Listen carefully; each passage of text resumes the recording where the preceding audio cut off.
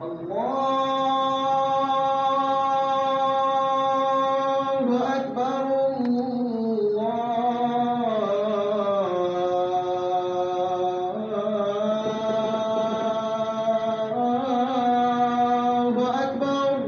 لله القائل في القرآن الكريم إن هذا القرآن يهدي للتي هي أقوم ويبشر المؤمنين الذين يعملون الصالحات أن لهم أجرا كبيرا.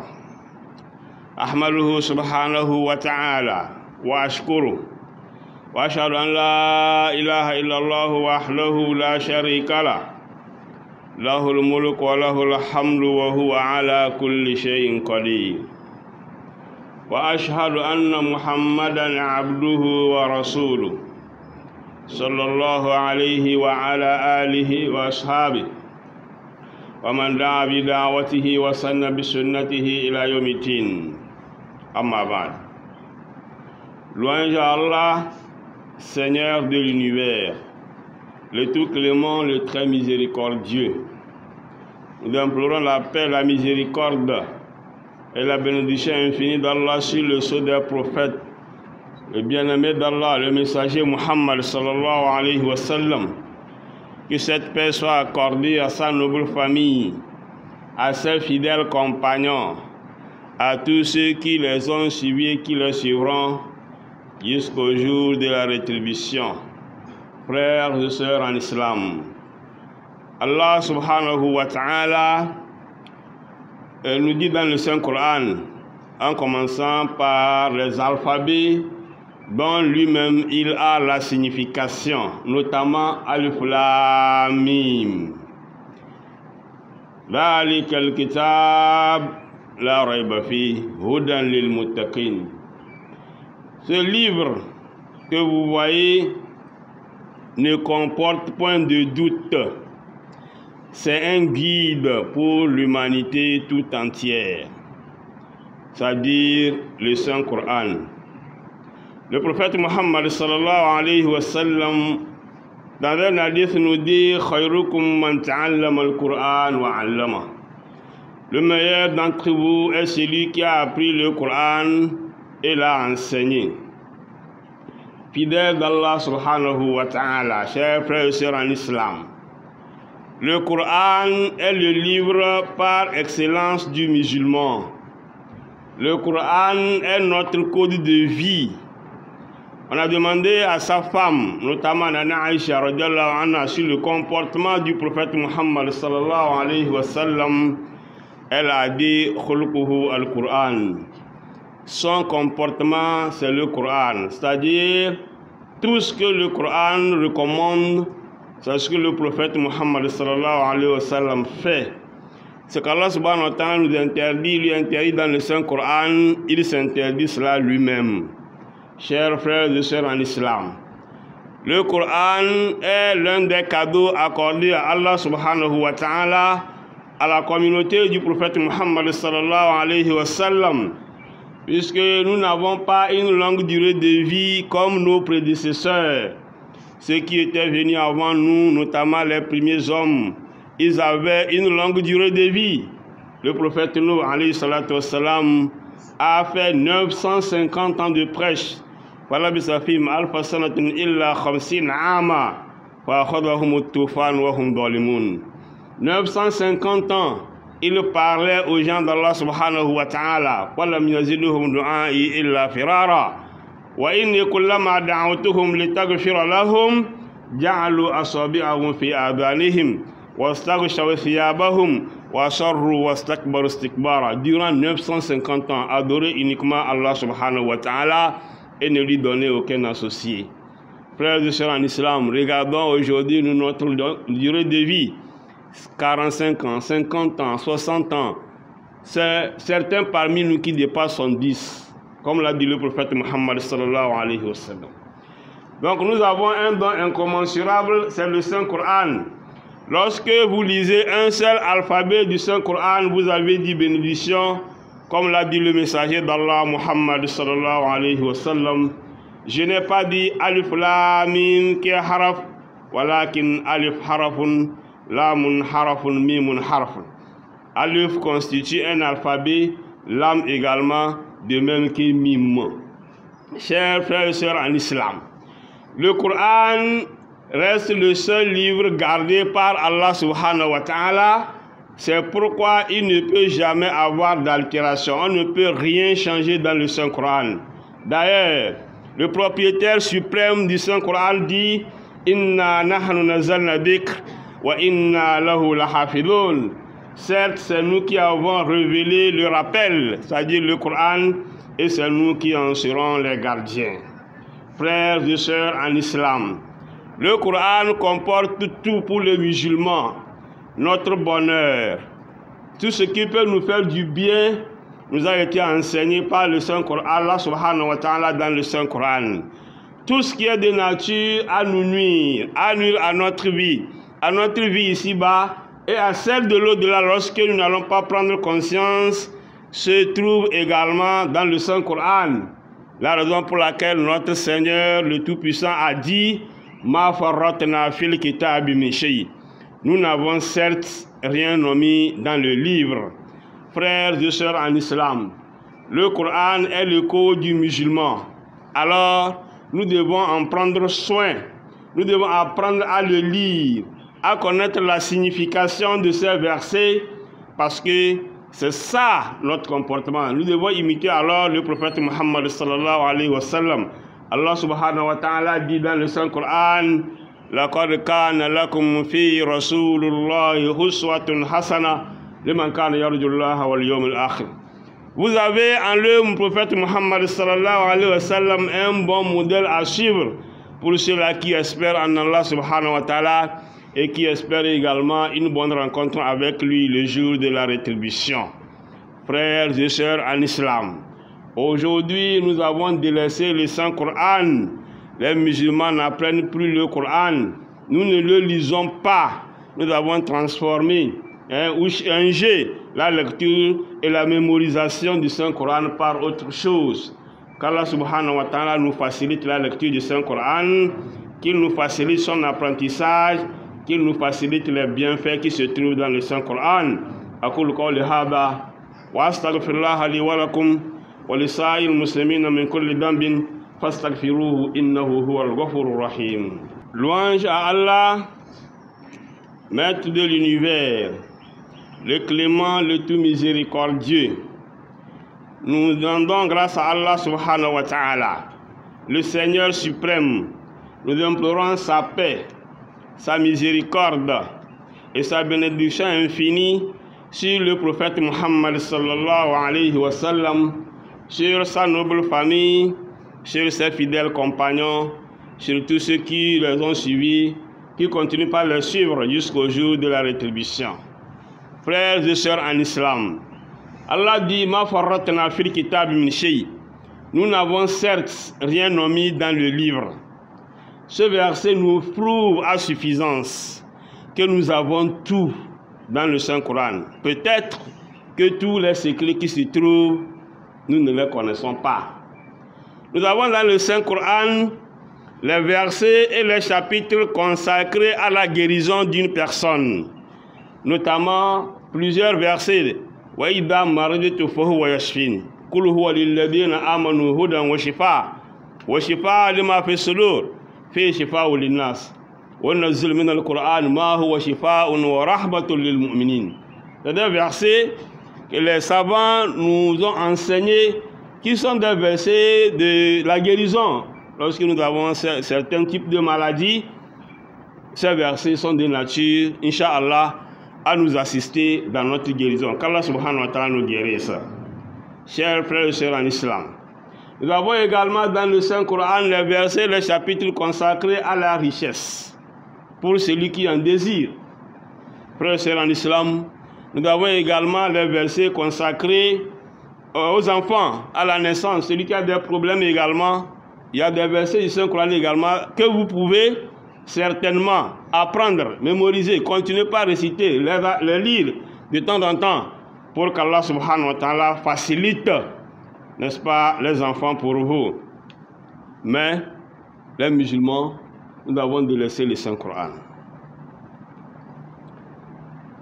24 heures dans une journée ou dans le jour, une semaine, un mois, une année, 365 jours, c'est difficile pour un musulman d'ouvrir le Saint-Coran et de le lire. Lorsque nous sortons dans la journée, nos yeux voient ce qui a été interdit par Allah subhanahu wa ta'ala. Nous allons dans des endroits des fois, pas par intention, mais interdit par Allah subhanahu wa ta'ala. Mais nos yeux ont besoin de voir, de lire le livre d'Allah subhanahu wa ta'ala. Pourquoi nous privons nos yeux de ce joyau d'Allah subhanahu wa ta'ala? Comme je l'ai dit précédemment, mais il y a certains, ceux qui étaient là avant nous, on leur a informé qu'il y a certaines personnes, certaines communautés qui viendront, mais c'est certains d'entre eux qui arriveront à 100 ans. Il y a un qui a dit que lui, s'il se trouve dans ce moment, il s'est retrouvé. Et dans cette période, il va construire une maison pour faire quoi avec? Pour en faire quoi? 60 ans. Si nous prenons le temps de nos études, nous prenons le temps que nous prenons pour chercher du boulot, prenons le temps que nous construisons nos maisons, combien de temps nous allons vivre dans ces maisons-là jusqu'à mourir? Il a dit que non, s'il se trouve dans ce moment, il ne va pas construire une maison. Mais aujourd'hui, alhamdulillah, nous avons un don incommensurable qu'ils n'ont pas, c'est le Saint-Coran. Mais les musulmans ont délaissé. Aujourd'hui, ce n'est pas les TikTok, c'est les WhatsApp, c'est les... Nous avons même un grand don d'Allah subhanahu wa ta'ala. Les réseaux sociaux constituent un don incommensurable pour celui qui le sait. Mais, vous allez voir un musulman, toute une journée sur l'Internet, sur les Wi-Fi. Mais, 30 minutes, 1 heure de temps pour apprendre le Coran, on n'en trouve pas. On doit raconter l'histoire d'un vieux que un savant se déplaçait avec ses disciples. En tout cas, certains ont dit le prophète mais je ne connais pas la liste. Pourquoi mais c'est le contenu que nous voulons faire sur Dieu. Ils ont rencontré un vieux avec la barbe complètement blanche qui apprenait les premiers alphabets du Saint-Coran, selon certains. Alif, Ba, Bismillah. Mais il n'arrivait pas à maîtriser. Et ses disciples lui disaient, mais oh, voilà un vieux qui a perdu toute sa vie. Sa vie n'a servi absolument à rien. Toi, tu as déjà presque les 2 pieds dans la tombe. C'est maintenant que tu commences par apprendre le Coran. Et leur leader leur a dit, celui-ci, sa vie a servi à beaucoup de choses. Venez, je vais vous montrer un vieux. Je vais vous montrer la différence entre lui et une autre personne. Ils sont arrivés à un autre endroit. Ils ont rencontré un vieux presque au même âge, qui a le même âge que le vieux précédent, qui était entre, selon certains, c'est lui qui était au milieu, les enfants chantaient et lui dansait. Pour certains, c'est lui qui gongonnait et les enfants chantaient. Entre celui-ci et le premier, lequel est mieux, cher frère, c'est en islam. Dans la stratégie de l'apprentissage du Saint-Coran, il n'y a pas fait de que nous sommes des jeunes. Bon, nous c'est que pourquoi? Non! Nous sommes des jeunes pour le moment, il y a la jeunesse, mais c'est dans la jeunesse qu'il faut apprendre à faire ce fait en islam. Il y a certains qui se disent que bon, tu sais, nous sommes des vieux, le Coran, nous sommes des vieux maintenant, c'est l'affaire des enfants, c'est l'affaire des jeunes. Mais quoi? Le Coran, il y a salam, c'est le salam islam. Mais il n'y a pas à faire de vieillesse, il n'y a pas à faire de jeunesse, il n'y a pas à faire d'enfance dans l'apprentissage du Saint-Coran. Chacun doit s'organiser. Il faut que chacun s'organise pour maîtriser le Saint-Coran. Parce que tous ces secrets-là, si nous connaissons les secrets du Saint-Coran, cela nous évite les charlatans. Si nous connaissons les secrets du Saint-Coran, cela nous évite les devins. Si nous connaissons les versets du Saint-Coran et les secrets qui se trouvent, cela nous évite les idolâtres. Certains qui vont pour se faire consulter, c'est parce qu'on n'a pas la science, la connaissance du Saint-Coran. Ça, c'est d'un. De deux, il y a certains parmi nous, et nous croient en certains versets et laissent d'autres versets. Ils croient à ce verset, mais c'est l'autre verset, non. Je prends l'exemple de la polygamie. Il y a certains musulmans et musulmanes, et la polygamie, c'est haram chez eux. Ça veut dire que c'est complètement interdit, quoi. Ils entendent ça, ça ne sonne pas bien dans leurs oreilles. Oui. Une femme m'a dit, imam, je préfère qu'il fasse ce qu'il veut ailleurs que de dire qu'il m'a secondé. Et Dieu dit,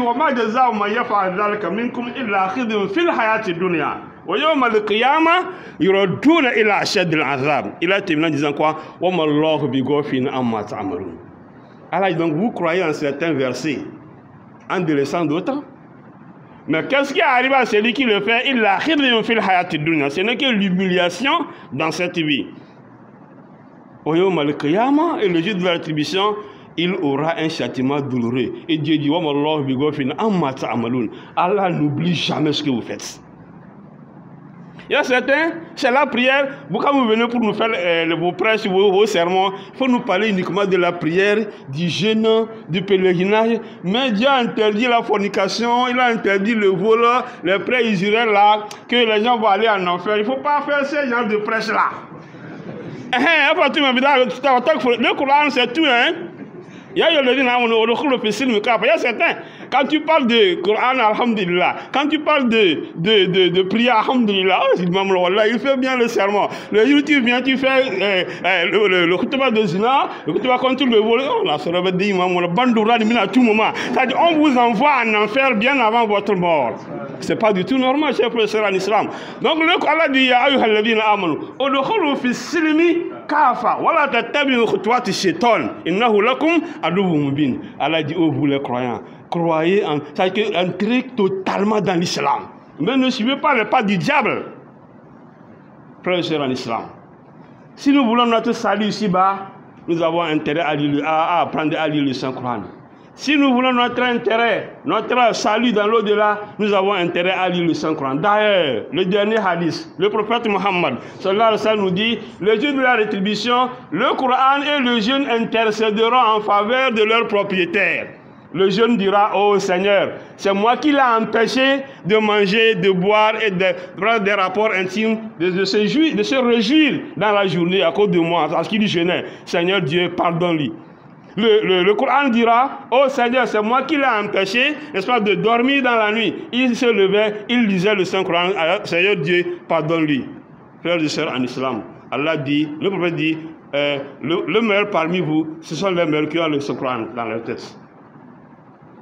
Et pour clôturer, il dit le jour de la rétribution, il y a un chapeau, c'est le chapeau des rois, des princes, des princesses. Ce chapeau-là brille plus que le soleil et la lune. L'enfant qui a appris le Saint-Coran, c'est son père et sa mère qui auront droit à ce chapeau. Ce sont eux qui vont porter ce chapeau-là le jour de la rétribution. On ne va plus demander celui qui a appris le Saint-Coran. Lui, là où il s'accorde de moi que toi tu vas porter un chapeau des princes. On va encore parler de moi. Qui ont eu la chance d'avoir des enfants, c'est l'occasion pour nous également. Même si nous n'avons pas pu apprendre le Saint-Coran, faisons apprendre le Coran à nos enfants. Nous allons en bénéficier ici-bas et nous allons en bénéficier dans l'au-delà. Approchons-nous de ceux-là qui le savent. Tous les secrets se trouvent dans le Saint-Coran, je vous assure. Cela va nous épargner beaucoup de maladies, beaucoup de péchés. Qu'Allah subhanahu wa ta'ala nous pardonne nos erreurs, qu'il fasse de nous des musulmans sincères et qu'il nous accorde le paradis le jour de la rétribution. Premier communiqué, demain, Inch'Allah, nous aurons à entretenir la mosquée de l'université de Lomé. Cette mosquée, donc, très tôt le matin, nous nous invitons, Inch'Allah, pour venir entretenir notre mosquée, la maison d'Allah subhanahu wa ta'ala. Qu'Allah facilite cela pour nous. De deux, nous avons une sœur qui s'est portée volontaire d'apprendre le Coran aux étudiantes de façon gratuite pour celles qui le désirent. Donc, elles peuvent s'adresser, n'est-ce pas, au Koujasmos pour les formalités. Et enfin, le fils Abillah de notre sœur qui est indisposé continue. La mosquée universitaire doit faire quelque chose. Nous tous, nous devons faire quelque chose. Et ne disons pas que ce que j'ai à contribuer, ce n'est pas beaucoup, non. Les 112 millions, Inch'Allah, une seule personne peut en les donner. Même nous tous également, nous devons contribuer pour que chacun puisse en bénéficier. Si, à cause de nous, notre sœur a recouvert sa liberté, et que c'est une sœur, Inch'Allah, qui va beaucoup servir parce qu'elle est médecine. C'est un docteur. Ça va beaucoup servir le pays et le monde entier. Nous avons donc intérêt à faire quelque chose. Inch'Allah, notre mosquée également doit contribuer pour que notre sœur, par la grâce d'Allah subhanahu wa ta'ala, on puisse l'évacuer et lui faire et lui accorder, ou de administrer plutôt les soins nécessaires. Allah wa sallu ala khair khalqillah Muhammad bin Abdullah. قال أمركم الله بالقرآن أنظم القائن الله تعالى وملائكته يصلون على النبي يا أيها الذين آمنوا صلوا عليه وسلموا تسليما اللهم صل على محمد وعلى آل محمد كما صليت على إبراهيم وعلى آل إبراهيم إنك حميد مجيد اللهم بارك على محمد وعلى آل محمد كما باركت على إبراهيم وعلى آل إبراهيم إنك حميد مجيد وارض الله عن الخلفاء الأربعة أبي بكر الصديق وعمر بن الخطاب وعثمان بن عفان وعلي بن أبي طالب وعن الصحابة أجمعين وعن التابعين والتابعين لهم بإحسان إلى يوم الدين اللهم أعز الإسلام والمسلمين وأذل الشرك والمشركين ودمر أعداءك وأعداء الدين وانصر المجاهدين في كل مكان اللهم آمنا في أوطاننا واصلح أئمتنا ولاة أمورنا واجعل ولايتنا في من خافك واتقاك واتبع رضاك يا رب العالمين اللهم لا تدع في مقامنا هذا ذنبا إلا غفرته ولا هما إلا فرجته ولا دينا إلا قضيته ولا حاجة من حوائج الدنيا والآخرة إلا قضيتها يا أرحم الراحمين